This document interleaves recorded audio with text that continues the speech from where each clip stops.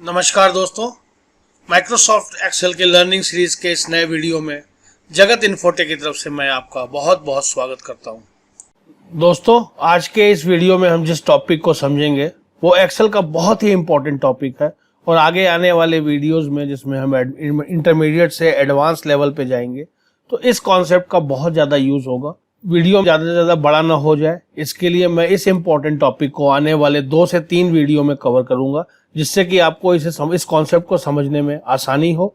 और एक बार अगर आप इस कॉन्सेप्ट को समझ जाते हैं तो आगे के फॉर्मूला और जिस तरीके के जो वीडियोज एडवांस वीडियोज हैं उनमें आपको कभी भी कोई दिक्कत नहीं आएगा।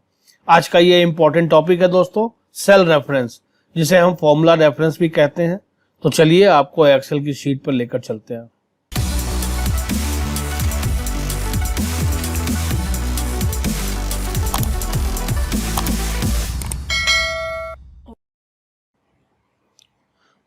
दोस्तों, तो पहले हम समझते हैं कि सेल रेफरेंस क्या होता है। दोस्तों, सेल रेफरेंस एक्सेल शीट में किसी भी पर्टिकुलर सेल, हम कहें कि एक सेल की बात करें या रेंज की बात करें, जिसको हम किसी फॉर्मूला में यूज़ करते हैं और उस फॉर्मूले से क्या वैल्यू हम चाहते हैं और उसको फॉर्मूला कैसे कैलकुलेट करता है, इसको हम सेल रेफरेंस कहते हैं। अगर हम किसी फॉर्मूला में कोई वैल्यू हमें देना है तो वो किसी न किसी सेल से या रेंज ऑफ सेल्स के थ्रू हम उसको फॉर्मूला को वैल्यू असाइन करते हैं और फॉर्मूला उसको कैलकुलेट करता है और हमें आउटपुट शो करता है, जो उसका आउटकम कहलाता है, रिजल्ट कहलाता है। तो सबसे पहले हम ये जानते हैं कि सेल रेफरेंसेस कितने तरीके के होते हैं। दोस्तों, एक्सेल में बेसिकली सेल के जो रेफरेंसेस को कैटेगराइज किया जाता है वो 3 तरीकों में कैटेगराइज किया जाता है। सबसे पहला है रिलेटिव रेफरेंस, दूसरा हमारा जो सेल रेफरेंस है उसको कहते हैं हम एब्सोल्यूट रेफरेंस, और तीसरा जो हमारा सेल रेफरेंस है दोस्तों उसको हम कहते हैं मिक्स्ड रेफरेंस। आज के इस वीडियो में हम जो टॉपिक को फोकस करेंगे वो है रिलेटिव रेफरेंस। मैं एक एग्जांपल लेता हूं। जैसे मैं मानूं कि यहाँ पे मैंने फॉर्मूला एक लिखा। फॉर्मूला, जैसे कि मैंने आपको पहले बताया था कि फॉर्मूला हमेशा इक्वल टू साइन से शुरू करते हैं, तो हमने यहाँ इक्वल का साइन लगाया और हमने एक सिंपल फॉर्मूला लिखना है, हमें कोई ऐसा कोई कॉम्प्लेक्स फॉर्मूला नहीं लिखना है। हमने यहाँ लिखा 10 + 5। इसका आंसर क्या आएगा दोस्तों? जैसा कि मैं आपको आप देख सकते हैं कि ये 10 + 5 अगर हम इसको कर रहे हैं तो इसको जैसे ही हम एंटर प्रेस करेंगे तो यहाँ पे ये 15 आया। ये 15 में दोस्तों अगर आप देखोगे तो इसमें क्या है कि हमने दोनों वैल्यू कांस्टेंट ली हुई हैं। यहाँ पे 10 लिया हुआ है, यहाँ पे 5 लिया हुआ है। इसमें हमारा कोई भी किसी सेल में अगर हम इसको रेफर नहीं कर रहे हैं, हम डायरेक्ट वैल्यू डाल रहे हैं, इसको हम कांस्टेंट वैल्यू कहते हैं और इससे इसका आउटकम निकल के आ रहा है। इसी तरीके से अगर हम यहाँ पे बात करें कि इस सेल में हमने लिखा 10 और इस सेल में हमने लिखा 5 और हम चाहते हैं यहाँ पे इज इक्वल टू दिस, ये हमने लिखा K9। K9 क्या है दोस्तों? जैसा मैंने आपको पीछे के वीडियो में बताया था कि जो भी सेल होता है उसका एड्रेस होता है। इसका एड्रेस क्या है? K कॉलम है और 9th रो है, तो इसका एड्रेस है K9 प्लस हमने यहाँ पे इसको सेलेक्ट किया, इसका एड्रेस है K10। अब हम जैसे ही एंटर करेंगे तो दोस्तों आपको रिजल्ट क्या मिलेगा? ये इसको 10 को और 5 को ऐड करेगा और रिजल्ट आएगा 15। यहाँ पे क्या था दोस्तों? अगर हम यहाँ पे हमने 10 + 5 ऐड किया हुआ है, लेकिन अगर हम इस वैल्यू को चेंज करते हैं तो क्या इस वैल्यू में कोई चेंजेस आएंगे? नहीं आएंगे दोस्तों, क्योंकि ये कांस्टेंट हमने यूज़ किया हुआ है। अब यहाँ पे अगर हम रेफरेंस के थ्रू कर रहे हैं, यहाँ पे हमने सेल को रेफर किया हुआ है। अगर आप इस फॉर्मूला को देखेंगे तो यहाँ पे K9 और K10 को हमने यूज़ किया हुआ है। K9 क्या है? इस सेल का एड्रेस है और K10 इस सेल का एड्रेस है। इस सेल में जो भी वैल्यूज़ होंगी उसके अकॉर्डिंगली यहाँ पे उसका एडिशन करेगा और रिजल्ट निकालेगा। अगर हम इसको यहाँ पे 25 करते हैं तो क्या आप देखेंगे इसका रिजल्ट यहाँ 15 की जगह क्या हो जाएगा? जी हाँ दोस्तों, ये 35 हो जाएगा। तो यहाँ पे हमने इस फॉर्मूले में हमने इन 2 सेल को रेफर किया हुआ है, इसी को हम सेल रेफरेंस कहते हैं। दोस्तों, आशा करता हूँ कि आपको सेल रेफरेंस का कॉन्सेप्ट तो समझ में आया कि किसी भी फॉर्मूला में हमें जो वैल्यू करनी चाहिए, जो हमें ऑपरेशन करना है, लाइक जैसे हमें यहाँ एडिशन करना था तो एडिशन करने के लिए हमें 2 वैल्यू की ज़रूरत पड़ेगी, 3 वैल्यू की ज़रूरत पड़ेगी। तो उन वैल्यू को कहाँ से लाना है? हम इन 2 अलग अलग सेल से लेके आ रहे हैं, तो ये था हमारा सेल रेफरेंस। अब जैसा कि हमने इस वीडियो में बात किया था कि आज का जो हमारा टॉपिक है वो है रिलेटिव रेफरेंस।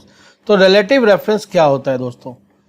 अभी आपने देखा यहाँ पे कि इस सेल में जो हमने एडिशन किया हुआ है वो J6 और J7 की दो वैल्यूज को उठा रहा है। बाय डिफॉल्ट एक्सेल क्या करता है कि दोस्तों जब भी हम कोई फॉर्मूला डालते हैं उसको उस सेल में जो वैल्यूज होती है उसको तो उठा के लेके आता है और आपको ये रिजल्ट देता है।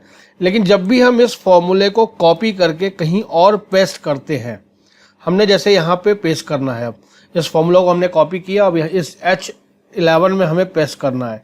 हम जैसे ही इस H11 में पेस्ट करेंगे फॉर्मूला तो सेम है दोस्तों, तो वैल्यू यहाँ पे क्या आनी चाहिए? क्या 15 आएगा? चलिए करके देखते हैं। नहीं दोस्तों, ये 15 नहीं आया है, यहाँ पे आया 0। ऐसा क्यों हुआ? इसको जानने के लिए हम देखते हैं कि इसमें इसने फॉर्मूले में क्या किया। दोस्तों अगर आप देखेंगे यहाँ पे फॉर्मूला अपने आप चेंज हो गया, J और J9 को यहाँ पे ये ऐड कर रहा है। ऐसा क्यों हुआ दोस्तों? क्योंकि हमने फॉर्मूले में तो लिखा था J6 प्लस J7, ये दो सेल को रेफर कर रहा था, जबकि यहाँ पे फॉर्मूला अपने आप चेंज हो गया, J8 और J9 हो गया। दोस्तों यही है रिलेटिव रेफरेंस।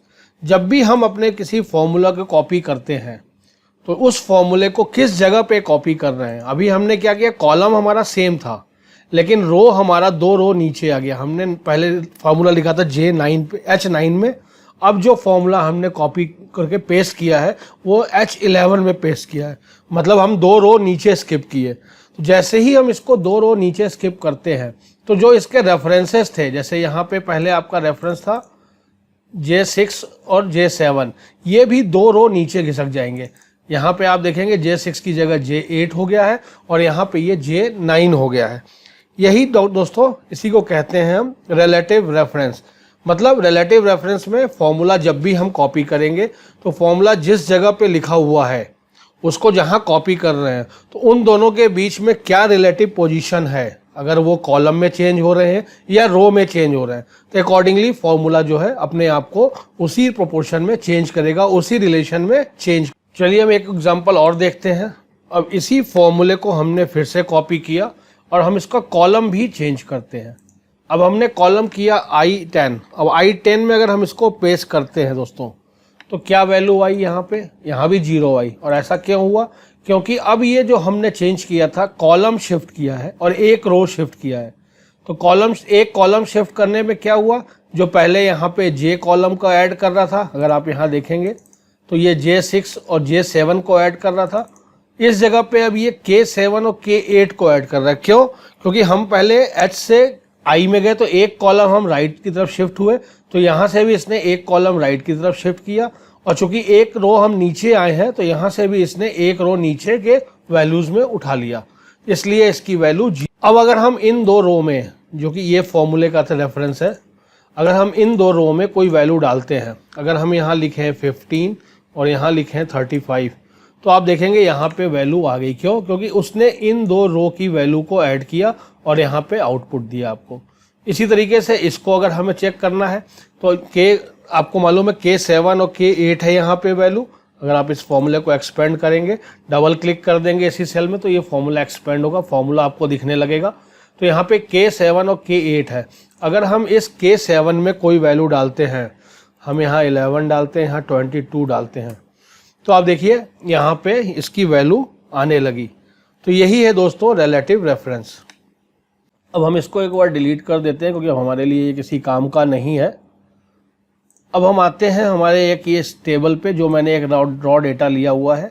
इसमें कुछ स्टूडेंट्स के नाम हैं, उनके मार्क्स हैं। अब हमको इनके मार्क्स का टोटल करना है दोस्तों। तो हम टोटल करने के लिए क्या करेंगे, यहाँ पे साइन लगाएंगे, इक्वल टू से शुरू करेंगे फॉर्मूला, और इन तीनों मार्क्स को ऐड करना है। तो हमने पहले इसको लिया, C10 प्लस का साइन लगाया, फिर D10 लिया प्लस का साइन लगाया, फिर हमने E10 लिया और एंटर प्रेस कर दिया। तो आपने देखा यहाँ पे इन तीनों जो हमारे सेल्स थे C10, D10 और E10, इन तीनों का टोटल यहाँ पे ये कर रहा है। ये रेफरेंस लिया C10, D10 और E10, मतलब ये तीनों सेल का एड्रेस यहाँ पे उठा रहा है और इसको इसने सम कर दिया।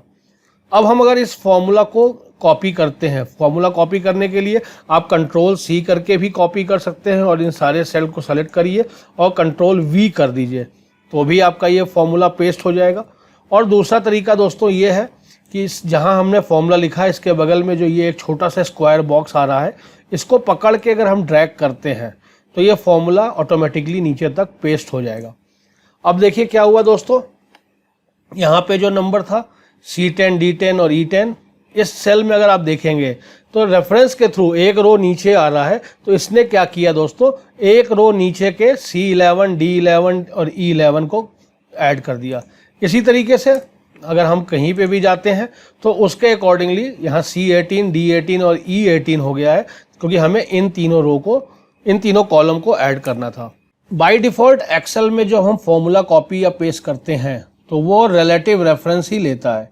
हम आगे के वीडियो में देखेंगे कि हम और जो रेफरेंसेस के हमारे टाइप्स हैं उनको हम कैसे यूज़ करेंगे। फिलहाल आज के इस वीडियो में आपने रिलेटिव रेफरेंस देखा और मैं उम्मीद करता हूं कि आपको रिलेटिव रेफरेंस और सेल रेफरेंस का कॉन्सेप्ट क्लियर हो गया होगा दोस्तों।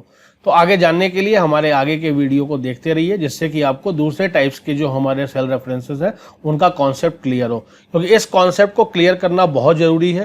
क्योंकि आने वाले जो भी वीडियोज़ होंगे, जो भी एडवांस फार्मूला और हम फार्मूले की बात करेंगे, उन सब जगह हमें सेल रेफरेंसेस को यूज़ करना होगा। और एक बार आपका अगर सेल रेफरेंस का कॉन्सेप्ट क्लियर हो गया दोस्तों, तो आपको कभी भी किसी भी तरीके के फॉर्मूले में आपको दिक्कत नहीं आएगी। दोस्तों इस वीडियो में बस इतना ही। एक्सेल सीरीज़ के अगले वीडियो में नए टॉपिक के साथ आपसे एक बार फिर मुलाकात होगी। अगर आपको ये वीडियो पसंद आया तो प्लीज़ इसे लाइक करें, सब्सक्राइब करें और ज़्यादा से ज़्यादा लोगों के साथ शेयर करें। थैंक यू दोस्तों।